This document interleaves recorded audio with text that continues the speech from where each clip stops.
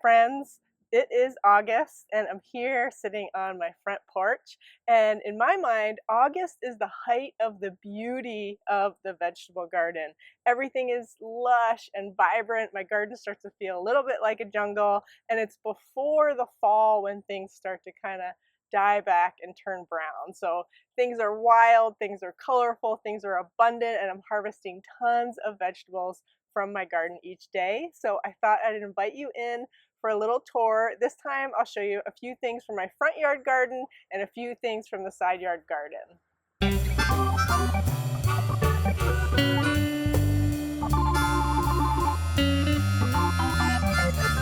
I'm standing here in front of my pepper bed, and it's one of the parts of my garden that's looking amazing this year. If you were with me last year, you might remember that last year I had to pull out all of my well, not all, almost all of my pepper plants because I got some kind of bacterial infection. So this year they look amazing. We already started harvesting them, and I'm totally amazed by this pepper, which is a hot pepper that I got the seeds from a friend, and it's so tall. It's almost as tall as me. And it actually has started putting on some peppers that look like habaneros. They're just green right now, but eventually they'll probably turn a nice, pretty color.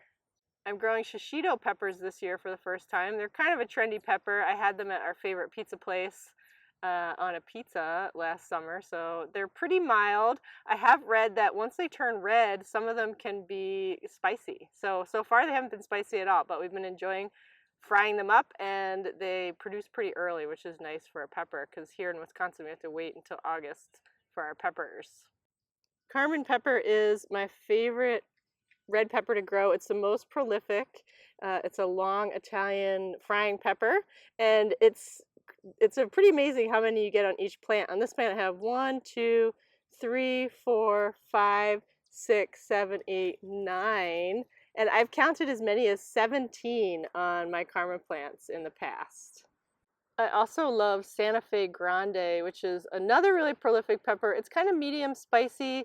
They start out a pale yellow, but you can see some of them are starting to turn orange and then they turn red. So we eat them in lots of different dishes. We just had them in tacos the other night. This is another one of my favorite peppers, Jimmy Nardello. I've been growing this for a long time. It looks hot, but it's actually sweet. I harvested a bunch off this plant already. I counted, it had 15 peppers, and some of them are still ripening.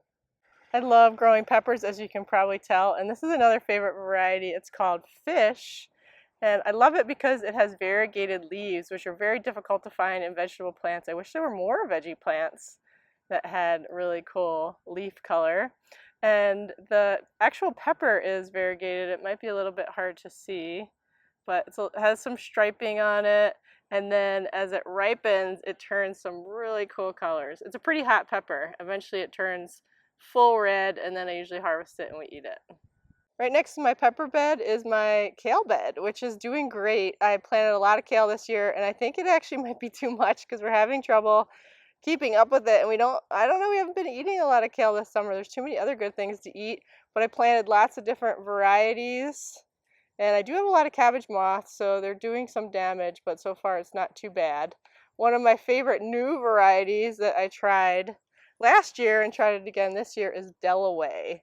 I got it from Seed Savers Exchange, and it's kind of like Red Russian, but it's a little curly. And it's a fun one to grow, and it doesn't seem to have as much cabbage moth damage. I love having a robust fall and winter garden, so I've already started planting. All this row cover is my fall crops. I have some carrots, 2 beds of spinach, and I just harvested some beets I grew in this little patch over here, and I planted some salad mix.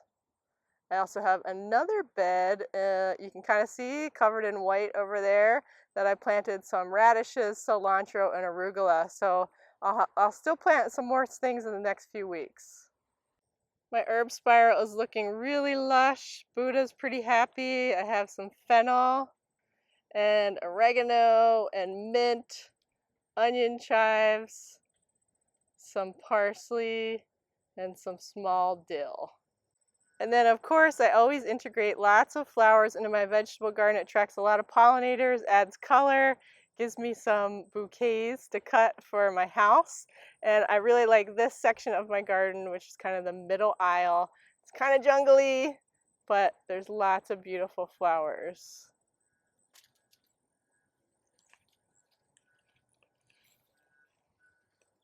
Right behind me is a cattle panel trellis that I threw up with some extra cattle panel that I had.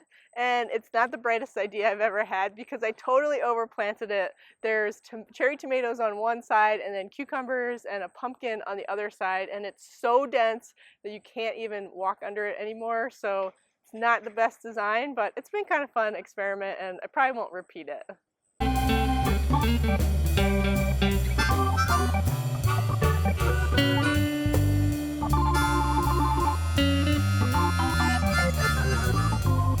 This cattle panel trellis has worked a lot better. This is one of my original designs. It's got a little bit wider of an opening for me to walk under, so it's fine even if it gets kind of lush, but it's looking pretty good. I have some delicata squash and some cucumbers on one side, and then on the other side are 2 tomatillo plants. So everything looks pretty happy and is growing well.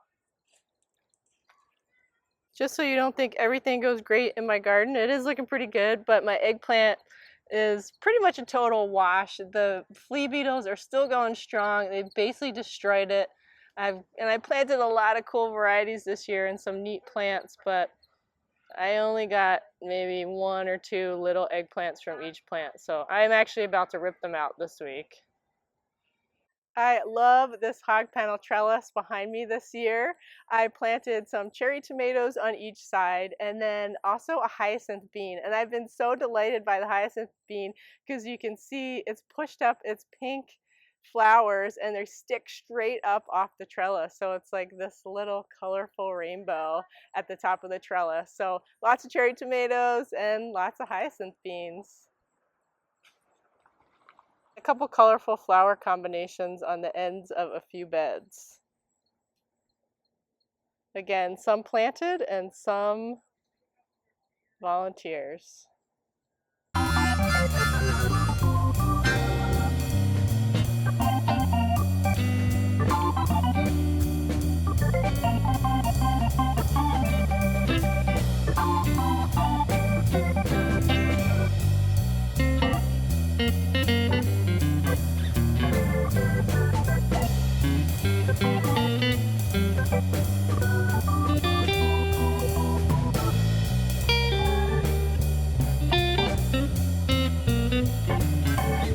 I'm going to end this video in front of our peach tree.